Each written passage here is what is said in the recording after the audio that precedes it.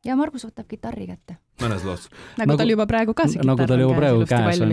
Ja nagu ma aru saan, siis olete valmis kohe ka paar päeva vanat lugu meile esitama. Ja, selle nimi on Puudutus. Valguses, varjudes, vaikuses, üksteist hoiame. Tunnetest, armsatest silmadest, hei küllalt meil saab. Lenda nüüd, lenda nüüd, lenda nüüd, kuhu tiivad viivad. Valguses, varjudes, vaikuses on üks saladus, mida teised ei tea.